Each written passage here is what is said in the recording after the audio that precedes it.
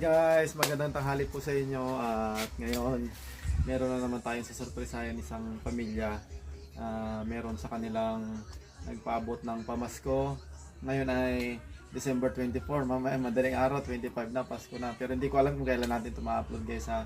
Basta meron po nagpadala sa kanila from Bataan, hindi niya na sinabi yung kanyang pangalan.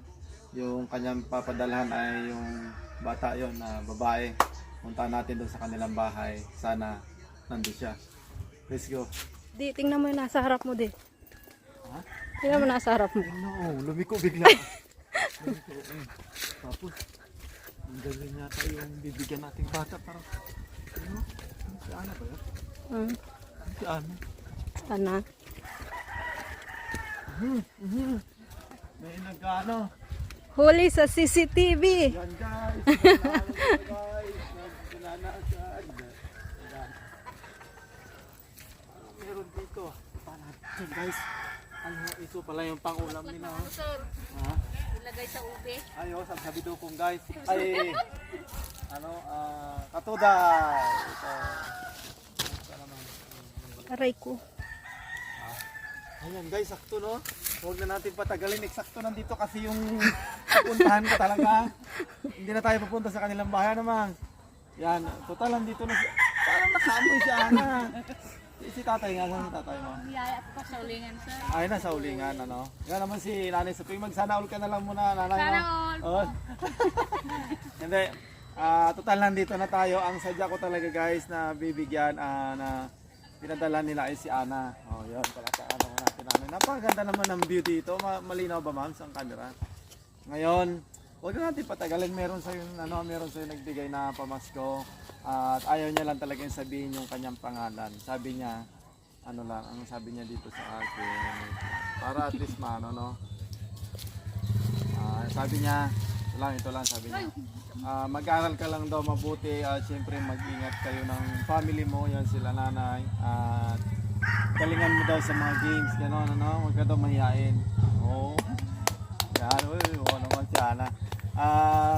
Ano lang naman, ito lang na, pamasko ni ma'am sa'yo. Oy, wow naman, sobrang agang pamasko kasi Bispiras, no? Talagang 24 ngayon, 25 bukas. No? Pero hindi natin alam kung kailan natin tum-upload guys kasi hilera yung i-upload ko ngayon. Sobrang dami kong gagawin.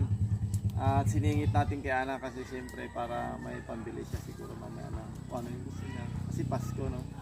Ano masasabi mo Ana doon sa bago mong sponsor from Bataan? Maraming salamat po dito sa binigay niyo. Malaking tulong na po ito sa amin. Ingat po kayo palagi. At sana marami pong blessings ang dumating sa inyo. Oh, okay. Thank you. Hindi mo tuloy na isama si Shinyu.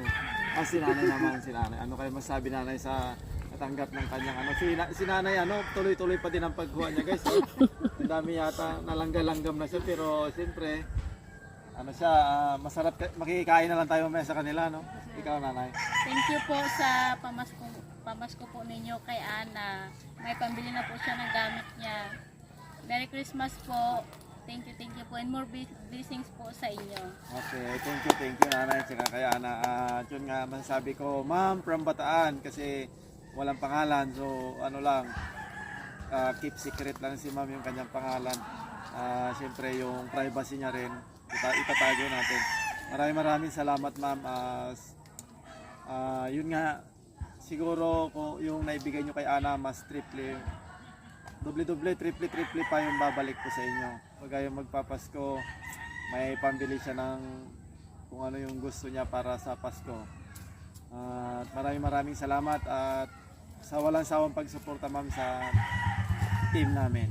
And ma'am, hindi na advance Merry Christmas kasi Christmas na mamaya. Merry Christmas and advance Happy New Year. We love you po. Bye-bye! Thank you po, ma'am.